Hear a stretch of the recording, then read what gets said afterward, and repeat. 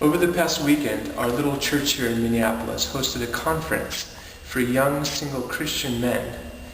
And we kind of played off the theme of David's mighty men, and our topics were things like mighty men in relationship, mighty men in leadership, mighty men in faith. And it was great to be able to see and talk to all these young guys who are passionate about their faith, who are serious about living lives for Christ. One of the main things that came out of this conference was the fact that we as Christian men lack transparency. Okay? Now, what do I mean by that? What I mean is that we have developed personas. And what is a persona? What is a personality but a mask? That's the Latin root for the word personality is persona. It means mask. So we have these personalities that we've developed for ourselves.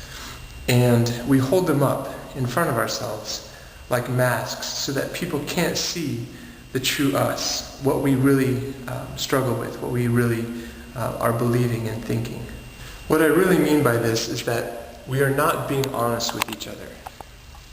We can't be honest with each other. And I don't just mean young single Christian men. I'm talking about the Christian community as a whole. I see this time and time again. In the Christian community, it's not okay to be not okay. We need to be okay. We need to be fine. When someone shakes your hand in church and asks you, how are you doing? We need to be able to say, I'm doing okay. Because if we really poured out our hearts and explained what was happening in our lives, then what would happen? What would the reaction be? We fear that reaction. My brothers and sisters, this was killing us. Let me give you an example.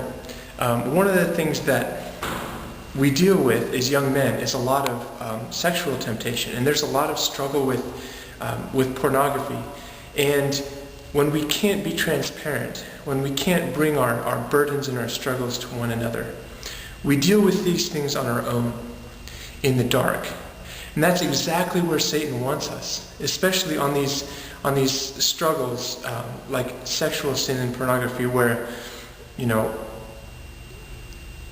it's just dirty and yucky, and we can't bring it out in the open because of fear of what people will think. So we're right where Satan wants us, because we can't be transparent with one another. We're in the dark, we're on our own, and that's how he keeps us in bondage. Holding up this false front is not helping us at all.